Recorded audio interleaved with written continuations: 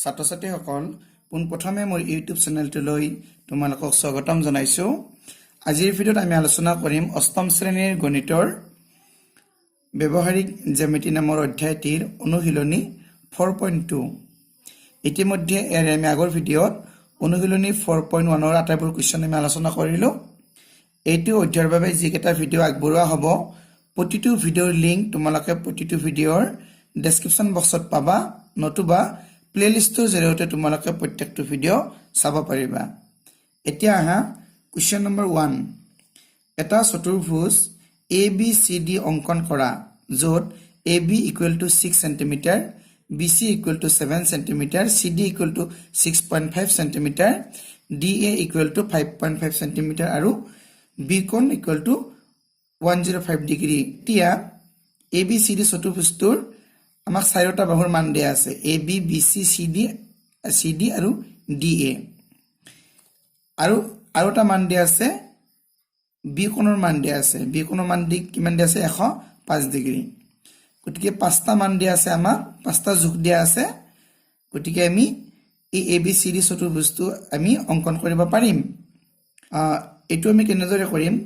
ইয়াত যেটো B কোণটোৰ মান দিয়া আছে, B কোণৰ মান দিয়া থাকিলে এই B কোণ কোনডাল বাহুৰ লগত জড়িত? নিশ্চয় AB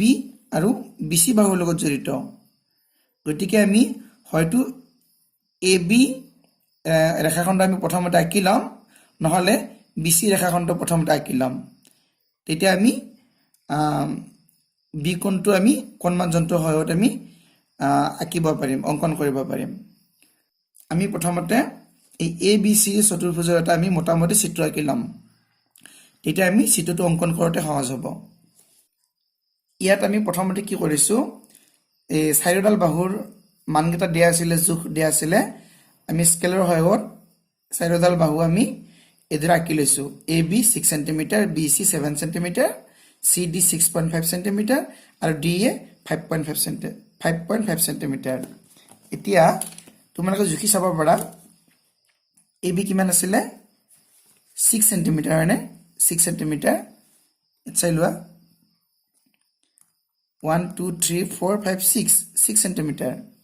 ঠিক তেনেদৰে আমি এদিটৰে গোটেইকেইডাল বাহুৱে স্কেলৰ সহায়ত আমি জুখি এদৰে আঁকিছো। এতিয়া আমি এটা মোটামুটি চিত্ৰ আঁকি লম যাতে আমাৰ অংকনত সুবিধা হয়। চাবা AB ৰ মান দিয়া আছে 6 cm। আমি ইয়াতে এটা চিত্ৰ আঁকি লম। এইটো হৈছে মোটামুটি চিত্ৰ।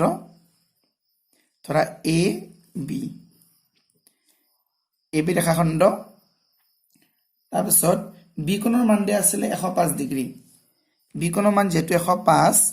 গতিকে 90 ডিগ্ৰীতকৈ অকণমান ডাঙৰ হ'ব হয়নে? আৰু BC ৰ মান আছিলে 7 cm, AB ৰ মান আছিলে 6 cm। এতকৈ অলপ বেছি হ'ব আৰু 105 ডিগ্ৰী হ'ব লাগিব। এইটো আমি অনুমানে কৰিছো দেই, এইটো এটা আনুমানিক চিত্ৰ, এইটো শুদ্ধ নহয়। BC, এতিয়া ধৰা BC ৰ মান কিমান দিয়া আছিলে? 6.5 cm, 6.5 cm। তাৰপিছত CD ৰ মান কিমান দিয়া আছিলে? 6.5। BC ৰ মান আছিলে 7 cm, এইটো 7 হ'ব, 7 cm। আৰু B কোণৰ মান দিয়া আছিলে 105 ডিগ্ৰী। এতিয়া CD ৰ মান 6.5 আৰু D ৰ মান 5.5, অৰ্থাৎ এইটো নিশ্চয় অলপ এনেকুৱা হ'ব। এইটো D বিন্দু। CD ৰ মান কিমান দিয়া আছিলে? 6.5 cm আৰু D ৰ মান কিমান দিয়া আছিলে? 5.5। চতুৰ্ভুজটো আমি এইটো এটা আনুমানিক চতুৰ্ভুজ আঁকিছো, 5.5 cm। এতিয়া আমি চিত্ৰটো ভালদৰে অংকন কৰিম। প্ৰথমতে কি কৰিম, এই AB ৰেখাখণ্ড আমি স্কেলৰ সহায়ত ইয়াতে আঁকি ল'ম 6 cm। 6 cm আছিলে, হ'ল AB কিমান? 6 cm। বি কোণটোৰ মান দিয়া আছিলে 105 ডিগ্ৰী গতিকে আমি কোণমান যন্ত্ৰৰ সহায়ত আমি বি কোণৰ মান উলিয়াই ল'ম চাবা আমি এই বি বিন্দুটোত আমি কোনটো বিন্দু ল'ম এই কোণমান যন্ত্ৰৰ এই বিন্দুটো যে পাইছা এই বিন্দুটো আমি ল'ম আৰু ইয়াত যিডাল সৰল ৰেখা তোমালোকে দেখিছা এই ৰেখাডাল ইয়াৰ লগত যাতে মিলি যায় ঠিক আছে এইটোৰে ল'বা ইয়াত আমি কি ল'ম 105 ডিগ্ৰী আছিলে গতিকে চোৱা এইটো 100 এইটো 100 এইটো 110 গতিকে ইয়াৰে সমজত হ'ব সমজত হ'লে 1 2 3 4 5 এই বিন্দুটো হ'ব গতিকে এই বিন্দুটোৰ আমি এই বিন্দুটোৰ মাজেৰে কি কৰিম এডাল ৰশ্মি আঁকিম বি বিন্দুৰ পৰা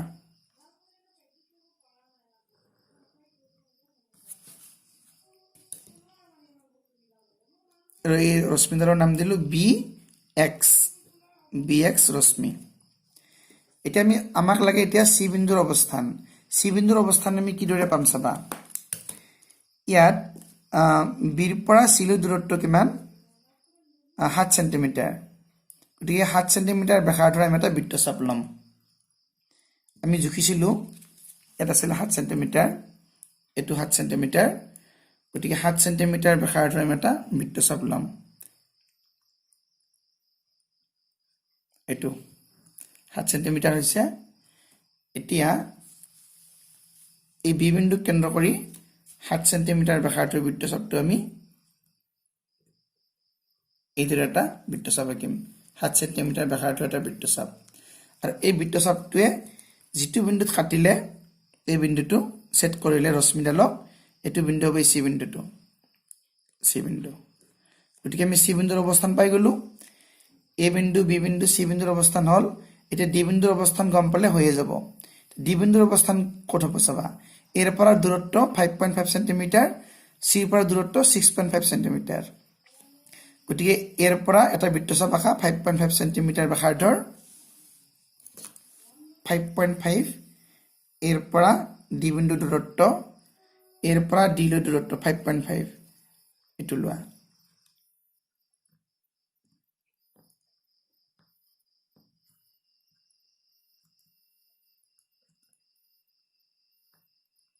এটো হল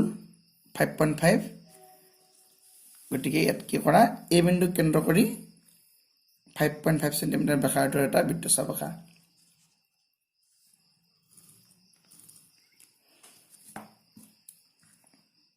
আৰু এই সি বিন্দুক কেন্দ্ৰ কৰি আমি কিমান আঁকিব লাগিব সিৰ পৰা ডিলৈ দূৰত্ব 6.5 এটো হল তোমাৰ 6.5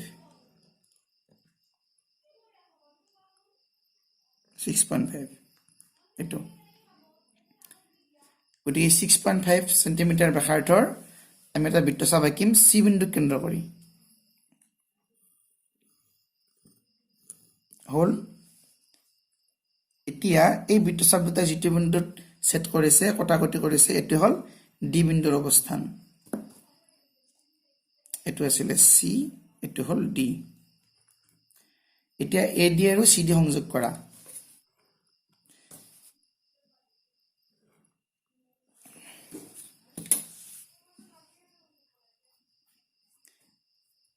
এ ডি আৰু সি ডি সংযোগ কৰিলো গতিকে আমি এ বি সি ডি চতুৰ্ভুজটো আমি এইদৰে অঙ্কন কৰিলো এটা অঙ্কন প্ৰণালীটো তোমালোকে তলত লিখিবা তোমালোকক মই লিখি দিছো তোমালোকে অঙ্কন প্ৰণালীটো এইদৰে লিখিব পাৰিবা চাবা আমি যেনেদৰে কৰিছো তেনেদৰে আমি অঙ্কন প্ৰণালীটো লিখিলো তাৰ উপৰি তোমালোকে এৰে যোগকেইটা লিখি দিবা বিসি বৰ্জক হৈছে 7 সেন্টিমিটাৰ আৰু এটো কোণৰ মান হৈছে কিমান 105 ডিগ্ৰী সিডিৰ মান কিমান পাইছিলো 6.5 সেন্টিমিটাৰ আৰু ডি এৰ মান কিমান 5.5 সেন্টিমিটাৰ এইকেইটা মান দিয়া আছিল মানে এতিয়া অঙ্কন প্ৰণালীটো তোমালোকে এইদৰে লিখিব পাৰিবা চাবা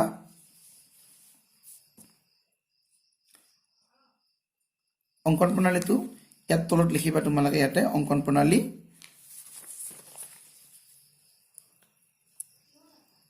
মই স্তৰকেইটা লিখি দিছো স্কেলৰ সহায়ত AB = 6 সেন্টিমিটাৰ ৰখা হল এডাল AB ইকুৱেল টু আমি 6 সেন্টিমিটাৰ প্ৰথমতে আঁকি লৈছো তাৰপিছত কোণমান যন্ত্ৰৰ সহায়ত বি কোণ ইকুৱেল টু 105 ডিগ্ৰী অঙ্কন কৰা হল bx ৰশ্মি পোৱা গল হয়নে আমি কোণমান যন্ত্ৰৰ সহায়ত এই কোণটো আঁকিলো আৰু bx আমি ৰশ্মি পালো ৰশ্মি পোৱাৰ পিছত কি হল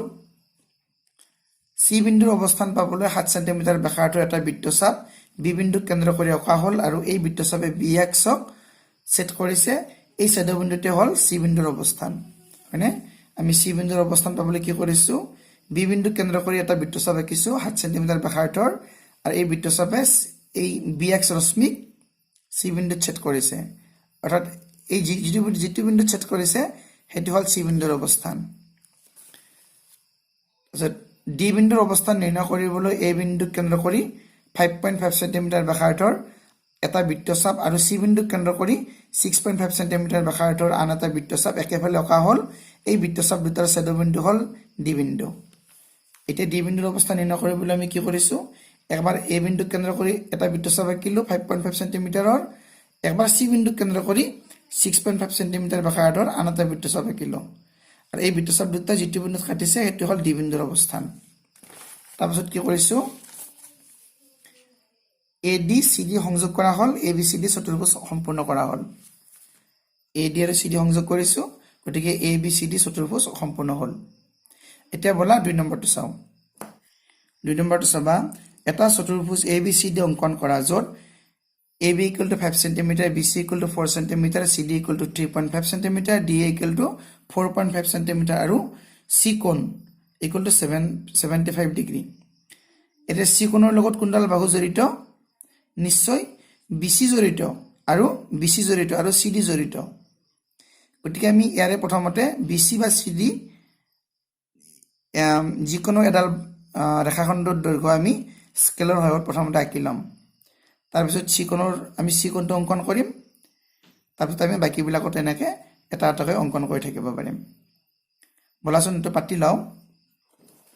প্ৰথমতে আমি স্কেলৰ সহায়ত আগতো নিচিনাকে এইদৰে ৰেখাখণ্ডবিলাকৰ জোখবিলাক আমি আঁকি লৈছো এতিয়া আমি এটা মোটামুটি চতুৰ্ভুজ এটা অঙ্কন কৰিম মোটামুটি চতুৰ্ভুজটো চাবা BC ৰ মান দিয়া আছে 4 সেন্টিমিটাৰ আমি ইয়াতে ধৰিলো BC 4 সেন্টিমিটাৰ এতিয়া আমি C কোণটো আঁকিব লাগিব 75 ডিগ্ৰী গতিকে এটা অনুমানত আঁকিম এটো আনুমানিক চিত্ৰ ইনো শুদ্ধ নহয় মনত ৰাখিবা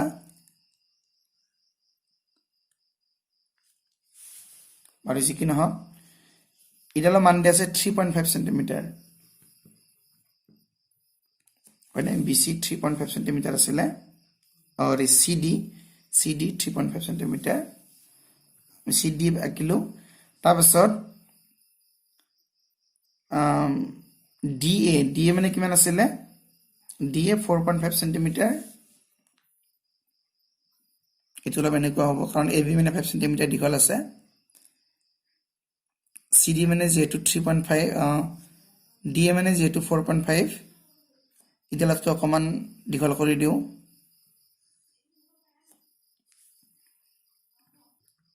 4.5 সেন্টিমিটাৰ এটো A বিন্দুৰ অৱস্থান আৰু AB ৰ দৈৰ্ঘ্য কিমান দিয়া আছে AB ৰ দৈৰ্ঘ্য 5 সেন্টিমিটাৰ 5 এটো আনুমানিক চিত্ৰ 5 সেন্টিমিটাৰ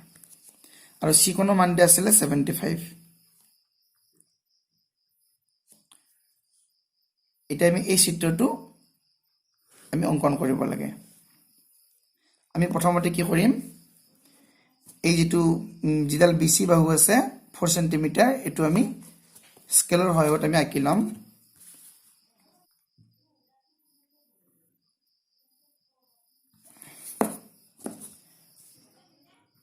BC 4 সেন্টিমিটাৰ আছিল এডাল ৰেখাখণ্ডৰ দৈৰ্ঘ্য এটা C কোণৰ মান দিছিল যেটো 75 ডিগ্ৰী আমি 75 ডিগ্ৰী আমি কোণটো আঁকি লও ঠিক আছে আগতো নিচিনা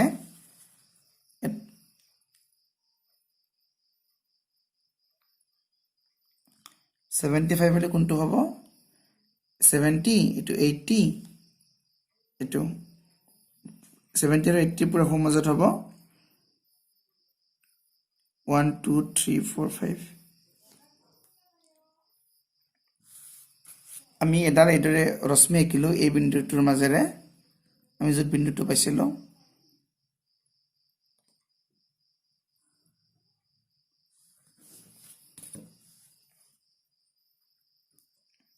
ৰশ্মিডালৰ নাম দিলো CX এডাল ৰশ্মি এটা আমি ডি বিন্দুৰ অৱস্থান উলিয়াব লাগিব গতিকে C ৰ পৰা D লৈ দূৰত্ব কিমান 3.5 সেন্টিমিটাৰ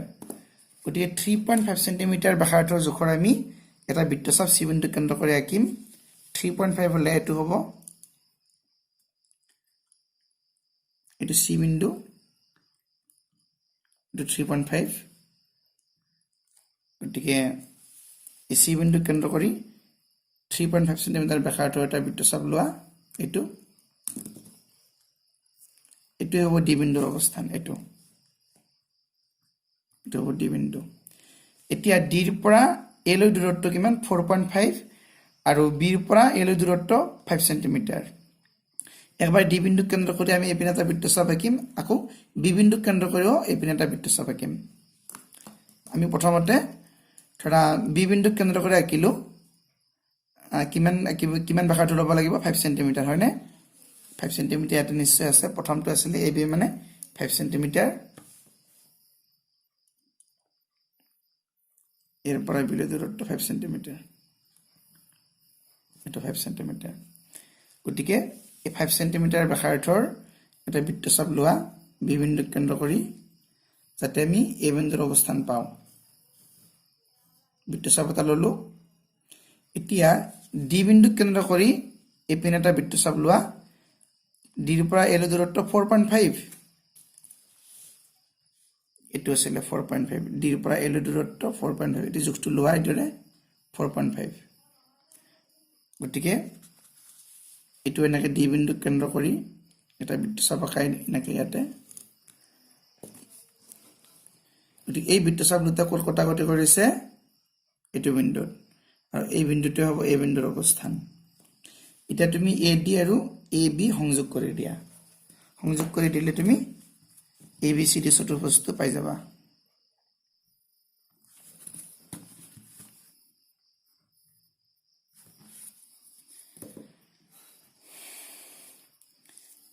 ইয়াত C কোণৰ মান কিমান আছিল 75 ডিগ্ৰী CD ৰ মান আছিল 3.5 সেন্টিমিটাৰ AD আছিল 4.5 সেন্টিমিটাৰ আৰু AB আছিল 5 সেন্টিমিটাৰ এখানে আছিল গতিকে ABCD চতুৰ্ভুজটো সম্পূৰ্ণ কৰা হ'ল তোমালোকে অঙ্কন প্ৰণালীটো তলত লিখিবা মই লিখি দিছো এডিৰে তোমালোকে লিখিব পাৰিবা এখিনি যেনেকৈ কৰা হৈছে ঠিক তেনেকৈ লিখা হৈছে ঠিক আছে তোমালোকে প্ৰথমতে CD ৰেখাখণ্ড আঁকিও কৰিব পাৰা তোমালোকে যেনেকৈ কৰা তেনেকৈ লিখিবা ঠিক আছে অঙ্কন প্ৰণালীটো চাবা মই স্তৰকেইটা লিখি দিছো স্কেলৰ সহায়ত BC = 4 সেন্টিমিটাৰ ৰখা হ'ল এংগল C = 75 ডিগ্ৰী অঙ্কন কৰা হ'ল CX ৰশ্মি অঁকা হ'ল ডি বিন্দুৰ অৱস্থান নিৰ্ণয় কৰিবলৈ C বিন্দু কেন্দ্ৰ কৰি 3.5 সেন্টিমিটাৰ ব্যাসাৰ্ধৰ এটা বৃত্তচাপ অঁকা হ'ল আৰু এই বৃত্তচাপে CX ৰশ্মিক কটাকটি কৰা বিন্দুটো হ'ল ডি বিন্দু এ বিন্দুৰ অৱস্থান পাবলৈ বি বিন্দু কেন্দ্ৰ কৰি 5 সেন্টিমিটাৰ ব্যাসাৰ্ধৰ এটা বৃত্তচাপ আৰু ডি বিন্দু কেন্দ্ৰ কৰি 4.5 সেন্টিমিটাৰ ব্যাসাৰ্ধৰ আন এটা বৃত্তচাপ একেফালে অঙ্কন কৰা হ'ল এই বৃত্তচাপ দুটা সেট কৰা বিন্দুটো হৈছে এ বিন্দু ABAD সংযোগ কৰা হ'ল ABCD চতুৰ্ভুজ সম্পূৰ্ণ কৰা হ'ল মৰমৰ ছাত্ৰ-ছাত্ৰীসকল এতিয়া ভিডিঅটো ইমানে আছিল পৰৱৰ্তী ভিডিঅত আকৌ লগ পাম এতিয়া ভিডিঅটো চোৱাৰ বাবে ধন্যবাদ